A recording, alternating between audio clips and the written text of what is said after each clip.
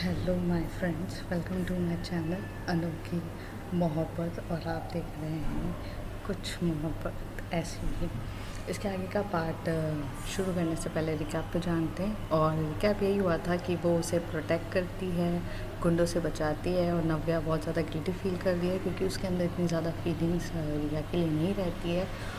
और लेकिन जो रिया रहती है वो अपनी जान की बाजी देने के लिए तैयार रहती है। तो अब उसके आगे ये दोनों फ्लाइट पे चले जाते हैं और अपना अच्छे से क्वालिटी टाइम वहाँ पे स्पेंड करते हैं। धीरे धीरे नव्या कहीं ना कहीं रिया के पास क्लोज़ होने लग गई थी। उस रात का इंसिडेंट उसके माइंड में बहुत ज़्यादा घूम रहा था कि कोई उसके लिए इतना सब कुछ कैसे हो जाता है। और वो उसके साथ बहुत पोलाइट वे में, जितना जेन्युइन वे, मतलब अभी तक तो वो शायद उतनी जेन्युइन थी भी नहीं उसके साथ, लेकिन अब वो जेन्युइनली उसे पसंद करने लग गई थी। और उसकी वो मासूमियत और उसकी, और शायद उस दिन नव्या को रिया बहुत ज़्यादा ब्यूटीफुल, बहुत स्वीट, एक अलग ही एहसास वाली दिख रही थी। यहाँ पर रिया बहुत स्वीट रहती है, क्यूट रहती है और वो अपना कॉलेज लाइफ अच्छे खासे एंजॉय कर रही रहती है। सेम टाइम नव्या अपनी वर्क लाइफ को बहुत ज़्यादा बिज़ी रहती है। पर ये दोनों मिलते हैं, अपना टाइम स्पेंड करते हैं और फ़ोन में तो हमेशा से कांटेक्ट रहता ही है।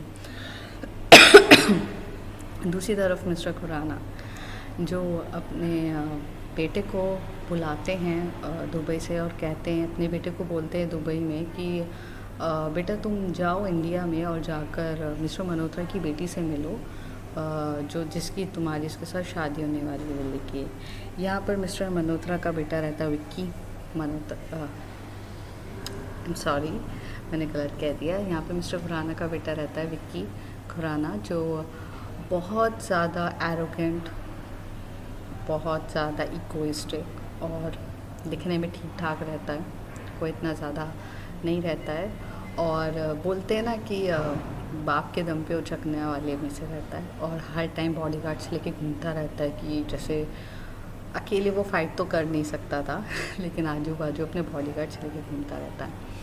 और वो आखिर इंडिया आता है और इंडिया में एक होटल में स्टे करता है और डिसाइड करता है कि वो रिया से मिलेगा। तो वो मिस्टर मल्होत्रा को बोलता है कि आपने रिया को बता दिया कि हमारी शादी होने वाली है, हमारी इंगेजमेंट होने वाली है, तो क्या डिसाइड हुआ है। उसी तरफ हमारी जो रिया रहती है इन सब से बेखबर रहती है। वो तो अपनी लाइफ को एंजॉय कर रही रहती है। उसी टाइम पे वो उसके घर आती है। तो जब वो घर आती है तो उसके डैड उसको बोलते हैं कि बेटा मुझे तुमसे कुछ बात करनी है। तो वो कहते हैं कि हाँ पापा बोलिए ना, आपको क्या बोलना है। तो कहता है कि बेटा तुम्हें तो पता है कि मैं तुमसे बहुत ज़्यादा प्यार करता हूँ। तो वो कहती है हाँ पापा, बट हुआ क्या है। तो उसे पापा कहते हैं कि बेटा मैंने तुम्हारे लिए ना लड़का देख के रखा है और मुझे अच्छा लगता है वो लड़का, तो तुम मुझसे जाकर मिल लो ना। तो वो कहती है कि पापा आपको अच्छा लगता है तो मैं क्यों मिलूँ, मुझे कोई इंटरेस्ट नहीं है, नहीं मिलना मुझे। बेटा एक बार जाके मिल लो ना, क्या क्या इशू हो जाएगा, आप उससे मिल लोगे। एक्चुअली ना वो दुबई से आया है, मेरे दोस्त का बेटा है, वो तुमसे मिलना चाहता है तो मिल लो। तो ये बात सुन के रिया थोड़ी सी टेंस हो जाती है, बट वो कहती है ठीक है मैं मिल लूँगी। कहाँ मिलना है उससे। तो वो कहता है शाम को 5 बजे रॉयल रूम के, रॉयल होटल के में आपका बुक है, उसके साथ टेबल, आप जाके मिल लीजिए। वो जाती है शाम के 5 बजे, उससे मिलती है। तो विक्की खुराना जो एकदम स्टाइलिश बनकर आया रहता है, लेकिन रिया को कोई भी फ़र्क नहीं पड़ता। उसकी तो देखने की भी इच्छा नहीं होती कि कौन है ये। और उसके मन में ये चल रहा था क्यों इतना इडियट, इतना ज़्यादा हाई-फाई बन के आया है, सिंपल आता तो ज़्यादा बेटर दिखता।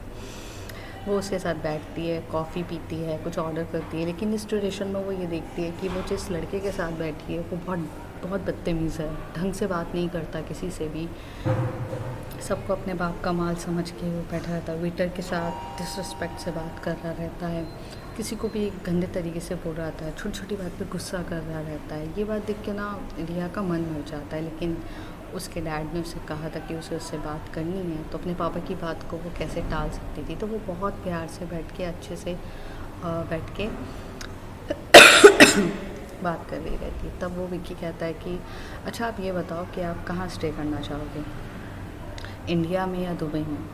तो वो बोलती है कि ये सवाल आप मुझसे क्यों पूछ रहे हैं, और मुझे नहीं लगता मुझे आपको किसी भी चीज़ का जवाब देने की ज़रूरत है।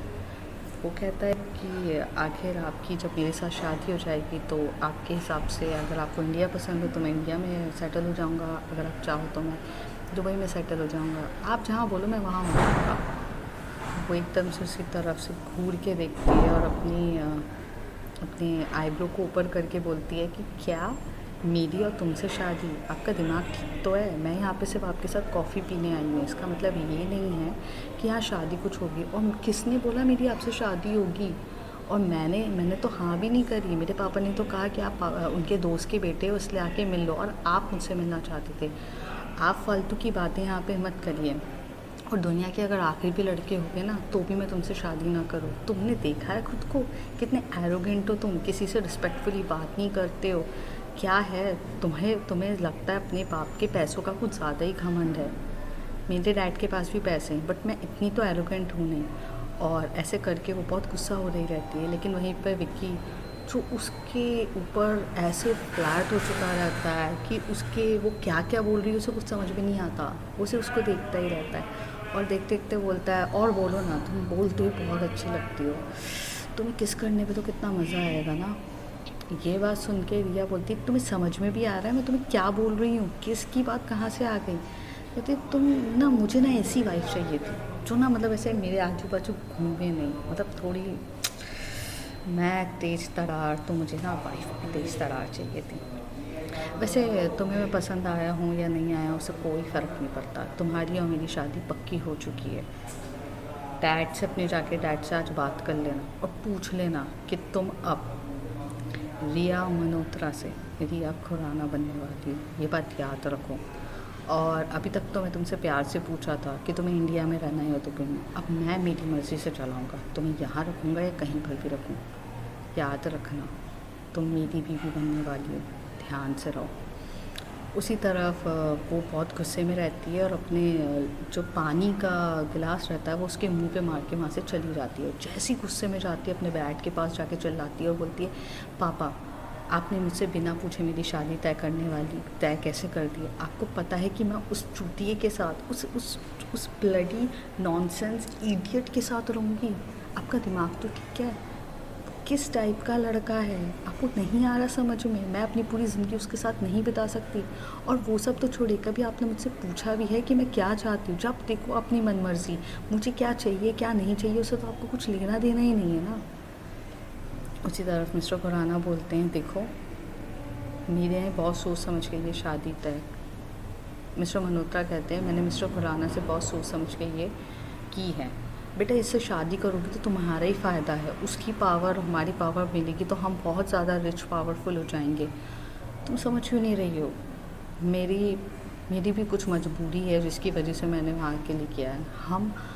मेरी कुर्सी खतरे में है, मेरा होम मिनिस्टर का पद खतरे में है, मेरे इलीगली मेरे जितने भी बिजनेसेस थे सब में उसमें लॉस हो रहा है। तुम अपने बारे में मत सोचो, तुम फैमिली की रेपुटेशन, फैमिली के बारे में भी सोचो और चुपचाप इस शादी के लिए हाँ कह दो ना। तुम्हें क्या प्रॉब्लम है?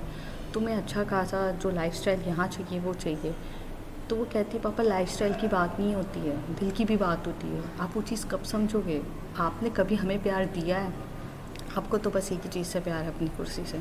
और ये बोल के वो वहाँ से निकल जाती है और जाके अपने रूम पर बहुत रो रही रहती है। रोते रोते वो नव्या को कॉल करती है। जब नव्या फ़ोन पिकअप करती है तो वो कहती है कि क्या हुआ रिया, तुम रो क्यों रही हो?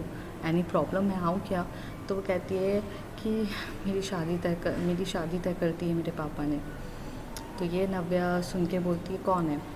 तो वो इतनी गुस्से में आ जाती है, गुस्से में चिल्ला के बोलती, कौन है? तुम्हें कोई फ़र्क नहीं पड़ता है क्या तुम उसे प्यार नहीं करती हो? तुम्हारे अंदर क्या फीलिंग्स नहीं है मेरे लिए? तुम्हें ये पूछना चाहिए ऐसे कैसे होना चाहिए? तुम इतने काम और कूल तरीके से मुझसे बात कैसे कर रही हो? इतनी काम कैसे हो?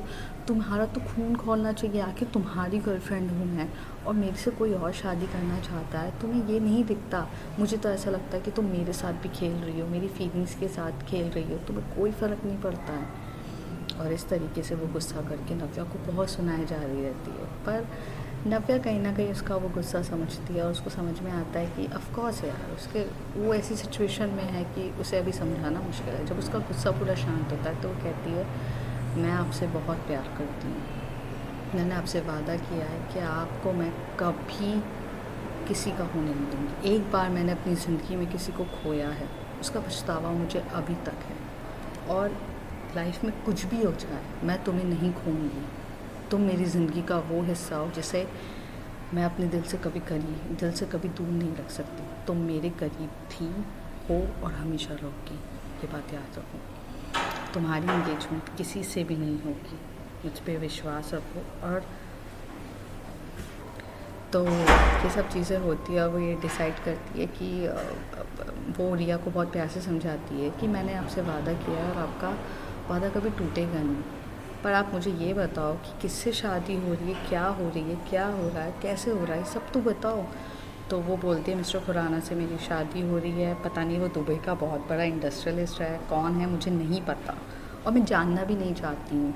बस मुझे उसके बेटे से शादी नहीं करनी है। उसका नाम वो विक्की खुराना है। आज मैं उसके साथ कॉफ़ी शॉप में गई थी और मेरे साथ उसने कितना गंदा तरीके से बिहेव किया, ऐसे करके वो सब कुछ उसको बता रही रहती है। तो वहाँ से नव्या उसे समझा के बोलती है कि कोई बात नहीं है, तुम बहुत ध्यान से, तुम नॉर्मल रहो, अपने पापा से शादी के लिए बात करो, नॉर्मल रहो, पूरी डिटेल्स मुझे पता करो कि तुमने कहा कि वो बिज़नेस डील भी होने वाली है, वो सब कुछ मुझे बताओ।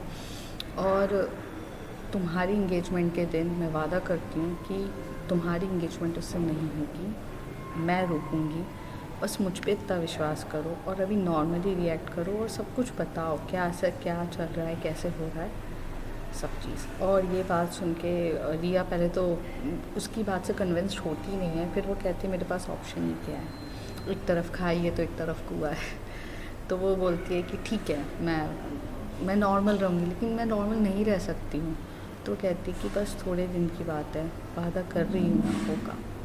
और ऐसे करके वो फ़ोन रख देती है। उसी तरफ वो जॉश को कॉल करके बोलती है कि जॉश, ये मिस्टर खुराना कौन है, कहाँ से है, मुझे 1 घंटे में इसके और इसके बेटे की डिटेल्स चाहिए और साथ ही साथ इनके जितने भी लीगल बिजनेसेस जो भी हैं मुझे सब कुछ चाहिए। और ये मिस्टर मल्होत्रा के साथ किस पॉइंट ऑफ व्यू से आ रही हैं, क्या इन लोगों का मोटिव है, वो सब मुझे पता करके चाहिए। तुम्हारे पास सिर्फ 2 घंटे हैं, 2 घंटे में मुझे इन्फॉर्मेशन निकाल के दो बस। अब आगे देखते होता है क्या, कैसे वो रोकेगी। उसने एंगेजमेंट के लिए बोल तो दिया है, अब वो कैसे कब कैसे रोकेगी ये सब तो अपना पे डिपेंड करता है और उसके लिए आपको नेक्स्ट एपिसोड देखना पड़ेगा। टिल तब तक के लिए बाय बाय।